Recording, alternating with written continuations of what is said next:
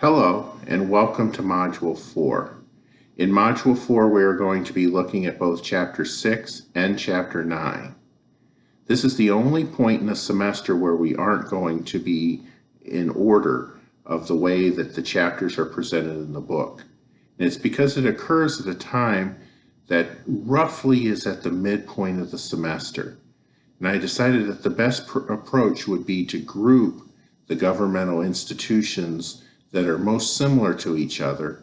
And Chapter 7 and Chapter 8 actually cover the president and then the executive bureaucracy. And because those fit together in the executive branch, it made sense to have those two chapters together. Now, Chapter 6 and Chapter 9 have some similarities, mostly in that they're government institutions that are not the presidency, but also they just aren't Chapter 7 and Chapter 8 as we move forward. This will leave us with the opportunity of having Chapters 1 through 6 and Chapter 9 on the midterm, while Chapters 7, 8, 10, 11, and 12 will be in the second half of the semester and will be covered primarily on the final exam. Hopefully this doesn't cause any confusion for anyone. If you've been reading so far ahead that you've already finished Chapter 7, it will give you a leg up later, but now you'll have to go ahead and read Chapter 9 so that you'll be prepared. I encourage you all to pay a great deal of attention to the key terms and to look at the voiceover PowerPoints for Chapter 6 and Chapter 9. I think that if you pay a great deal of attention to those, you'll be in really good stead for at least these chapters' contributions to the midterm exam. Remember, after we finish this module, Module 5 will actually cover the study guide and the midterm exam. So I think that it will be very useful to you to start to think about the midterm as we move forward.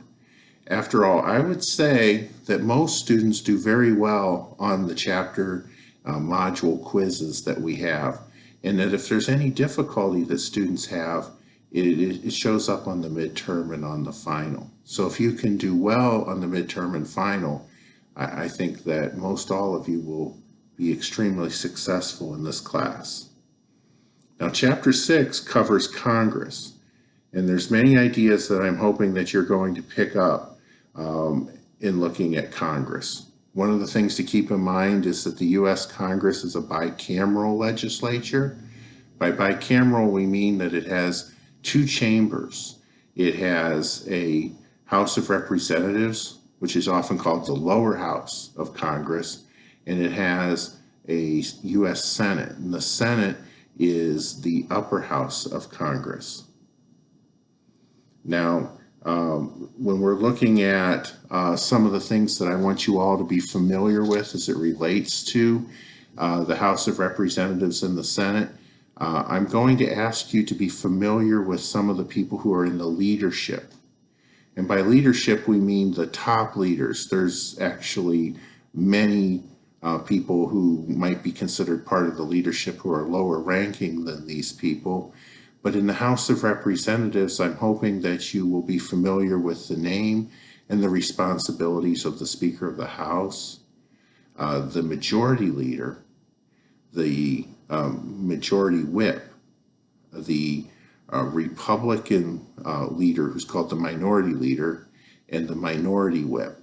The leaders represent the party on the floor of the House of Representatives, while the whips, as they're called, are the chief vote counters. They talk about whipping a vote, meaning to strongly encourage the members to vote in a certain way. We haven't quite reached the point in American history where people are physically beaten for their votes, but the name comes from sort of this idea of compelling or strongly encouraging a vote.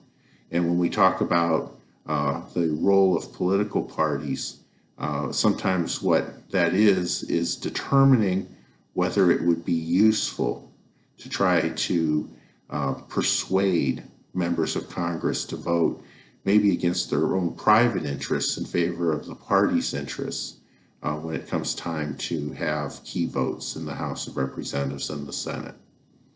The Senate, while it is the other house, actually has a very different way of organizing its leadership. First of all, it has what are called formal leaders, which is to say the people who are officially the top leaders of the U.S. Senate, the presiding officers, and the actual day-to-day leaders and most powerful members of the U.S. Senate. So the official presiding officer of the U.S. Senate, a job that might be compared to Speaker of the House in terms of the fact that it's a person who's actually sitting at the table, recognizing people as Congress is officially supposed to operate, is the Vice President of the United States. So currently that's Kamala Harris. She is the President of the Senate. So the Vice President of the United States is the President of the Senate. We don't call them the Speaker of the Senate. We call them the President of the Senate. And she, though, does not actually preside over the Senate, except in, ceremonial functions. When President Biden gives his State of the Union address, you'll see her sitting next to Nancy Pelosi representing the U.S. Senate. However, since she's rarely there except for when it's necessary to break a tie vote, the actual presiding officer of the U.S. Senate is someone called the President Pro Tem, or the President Pro Tempore, Tempore. And this person's job is to serve as the President of the Senate when the Vice President isn't there. And again, this is still largely a ceremonial position. The President Pro Tem of the Senate is somebody who is often a very important and powerful senior member of the majority party. Patrick Leahy is the longest serving Democrat. And that's usually how you get the position. You're the longest serving member of the majority party. But as a committee chair, this is what he spends most of his time doing. And it's more his responsibility to appoint people to serve as the person sitting as the presiding officer in the Senate. Again, these are largely ceremonial roles. The person who is actually the leader of the Senate, the most powerful single person, is named Charles Schumer, often called Chuck Schumer. He's a senator from New York and very powerful because as the majority leader, he has something called the right of first recognition, meaning that when several senators wish to speak on the floor, he has the right to be recognized first. Now, he's not allowed to interrupt somebody who's already recognized, but say when that person finishes talking, he becomes the person who would be called next. Except in practice, what he does is he organizes the operation of the Senate, largely up to him, but in consultation with the minority leader. The minority leader is Mitch McConnell, a senator from Kentucky, who used to be the majority leader when the Republicans were the majority party.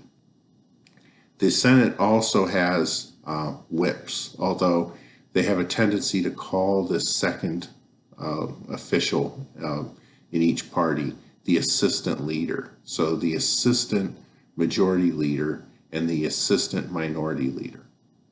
Well, anyway, all these positions you should know the name of the person who holds the position and the job that the responsibilities that they have.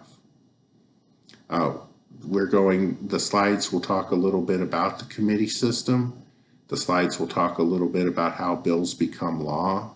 You should try to familiarize yourself with all of these. Now, Chapter 9 changes pace a little bit. Chapter 9 talks about the Supreme Court and the lower federal courts.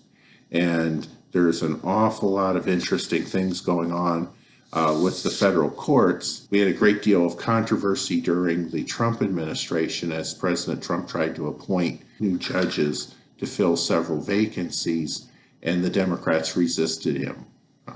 This isn't uncommon.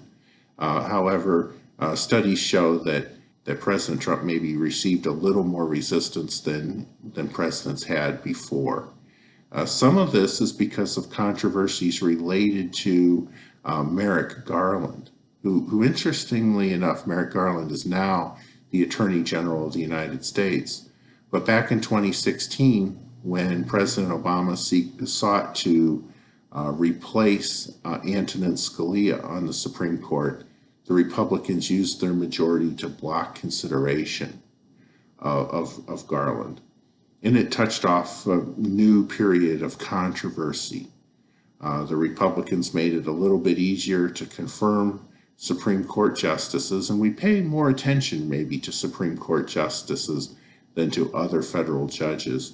President Trump was eventually able to confirm 3 new Supreme Court justices, including one soon before he left office in October of 2020. Yeah.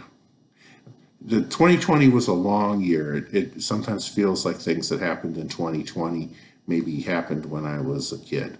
However, in October of 2020, the most recent Supreme Court justice was confirmed, and this was Amy Coney Barrett.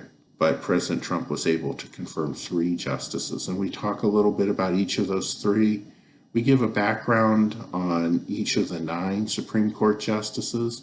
I would say that knowing who Trump's justices were would be useful, mostly Barrett for being the most recent, I'd say. Probably you should be familiar with John Roberts, who's the Chief Justice. Being familiar with Clarence Thomas, who's the longest serving justice on the court, would probably be worthwhile.